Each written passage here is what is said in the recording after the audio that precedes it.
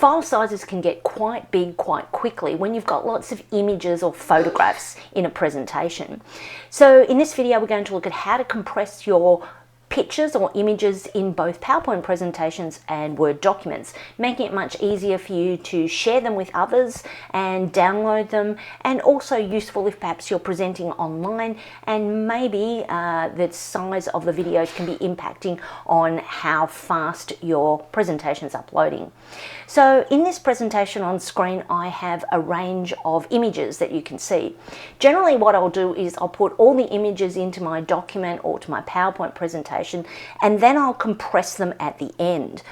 The only other thing you need to know is if you need to go back or want to go back to a previous version with the high resolution images, you need to insert them again. So if you're not sure about that, you could save your presentation or your document first in a high resolution format and then in a lower resolution format. So let's have a look at how we do it in PowerPoint. First thing you need to do is just click on a single image within the presentation, and automatically you'll get the picture format tab come up here, context sensitive, because we have an image selected. From here we have an option, compress pictures. You can choose to take the tick out of the box to apply it only to this picture. So by default it applies only to the picture you have selected. So I'm going to take the tick out of the box.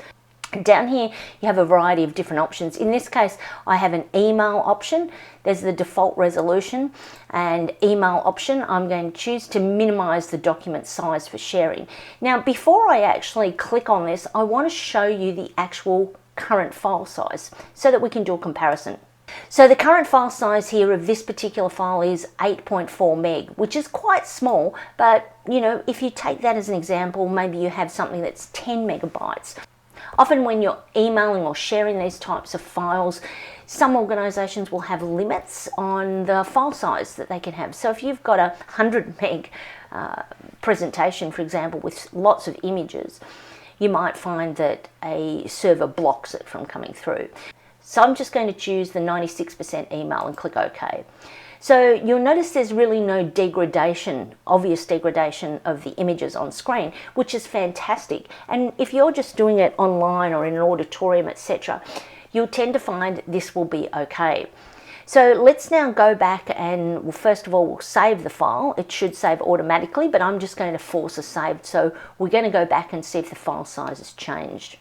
So if I come back here, you can see that the file size is now changed down to 0.5 meg. So that's a significant saving and makes it much easier for you to transport it or share it. From there, if you wanted to send it to someone so they had a copy of this, but you didn't want them to be able to present it or edit it in any way, you could simply save that as a PDF by going to File, choosing Save as Copy, and from here, turning it into a PDF and just clicking Save from there. Now let's pop over to Word. So here I have a Word document that I've dropped a couple of images into. I haven't yet saved this file, so I might save it so that we can see the difference in size. So I've now saved this file and it's coming up as just over 1 meg.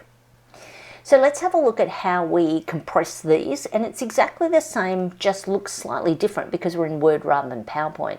I get a picture format tab, and if I click on it, there's an option to compress pictures. I get exactly the same options. I'm going to take the tick out of apply only to this picture, and I'm going to change it to email, but you can see here I do have different options. So depending upon what you may have already done in the document, you might get different options. So if this was a brochure, for example, and I wanted it to be high definition, I wouldn't compress the images because printing it out, you want the high quality.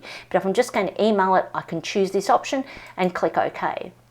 So you'll notice there's no visual degradation in the image. Let's now go and have a look at the file size after I click Save. Even though it's saving automatically, I'm just making sure that by the time we look at the file size, it will have changed. So let's take a look. So you can see down here, here's our picture image, and it's gone from 1 meg, it's dropped down to about 10% of that. So that's how you go about compressing your images in Word and in PowerPoint, which are the two main areas that you compress them in.